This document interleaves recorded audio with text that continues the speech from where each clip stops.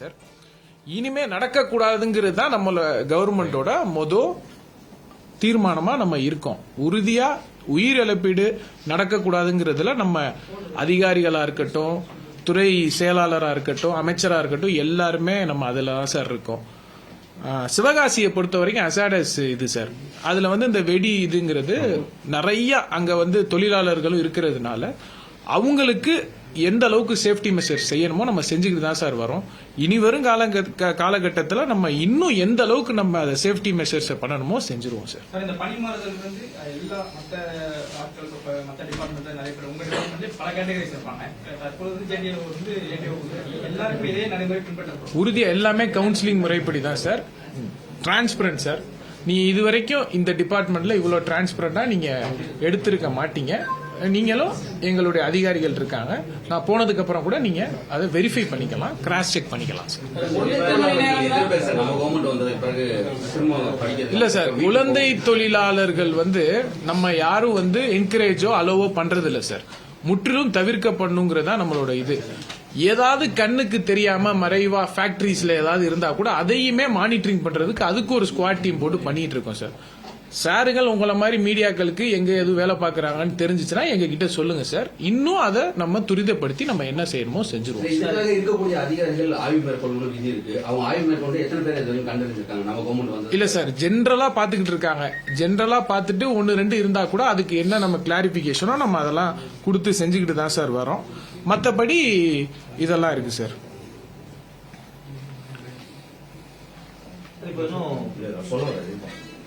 இது என்ன sir? Annually child labour கிட்டத்தட்ட ஒரு 70 பேர், பாண்டட் லேபர் செக் பண்ணி.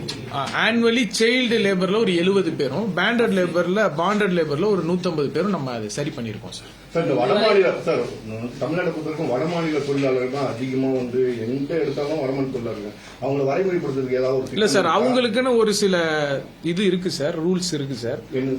அதான் சார், அந்த ரூல்ஸுக்கு மேக் பண்ணி தான் நம்ம நெக்ஸ்ட் அந்த அவங்களுடைய அந்த திட்டமா இருக்கட்டும், இஎஸ்ஐயா இருக்கட்டும், நிறைய அவங்களுக்கு நாளைக்கு சேஃப்டி மெஷர்ஸ்க்கு நிறைய ஒன்னு இருக்கு சார்.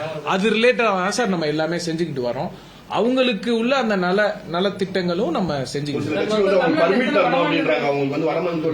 இல்ல சார், அதுக்குன்னு சம் ரூல்ஸ் இருக்கு. அவங்களுக்குன்னு அவங்க அந்த பேப்பர்ஸ் இதெல்லாம் கைட்லைன் பண்ணி ஆன்லைன்ல ரெஜிஸ்ட்ரேஷன் பண்ணி பண்ணணும் சார். அதுக்கும் நம்ம அந்தந்த ஃபேக்டரிஸை இன்ஸ்ட்ரக்ட் பண்ணிட்டு இருக்கோம் சார்.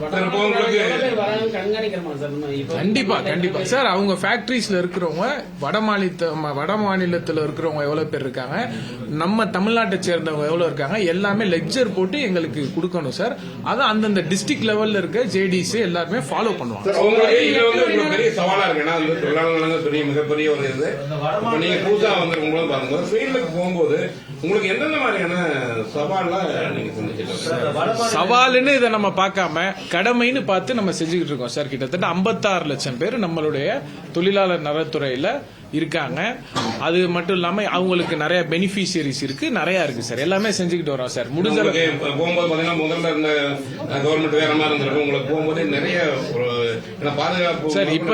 இப்ப எங்களுக்கு வந்த தகவல் படி வேலைகள்லாம் நிம்மதியா நடக்குது, எங்களை டிரான்ஸ்பரண்டா வேலை பார்க்க விடுறீங்கன்னு சொல்றாங்க சார். Thank you sir.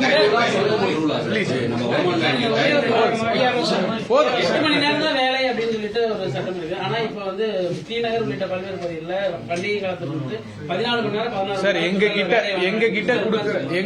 கிட்ட குடுக்குற உட்கார்ந்தாதான் அடுத்த கொஸ்டின் போயிடுறீங்க. இல்ல சார் ஒண்ணு இல்ல சார். இல்ல சார் எங்க கிட்ட வர என்ன சார், எங்க கிட்ட வர என்ன ஒரு கோரிக்கையா இருந்தாலும் கண்டிப்பா தொழிலாளர்களுக்கு பாதிக்கப்படும் விதத்துல எது இருந்தாலும் நாங்க நடவடிக்கை உறுதியா இல்ல ஆமா சார். அது கம்ப்ளைண்டா ரைஸ் ஆகி ஒரு சில இடங்கள்ல சொல்றாங்க, ஒரு சில இடங்கள்ல சொல்லல சார். அதுக்குமே உடனே தீர்வு காண்றதுக்கு நம்ம அந்தந்த டிஸ்ட்ரிக்ட் வைஸ் பண்ணிட்டு இருக்கோம்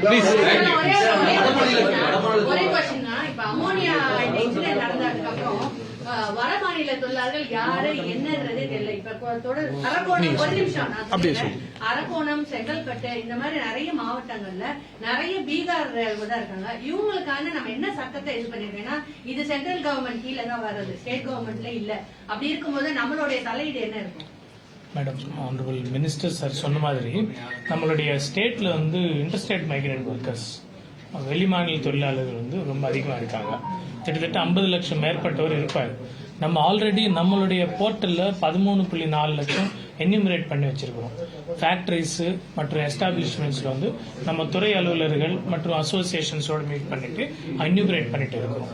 ஸோ ஃபேக்டரிஸ் இருக்கிற ஒர்க்கர்ஸ் எல்லாம் என்யூமரேஷன் ஆனது தொடர்ந்து இந்த என்யூமரேஷன் போயிட்டே இருக்கும்.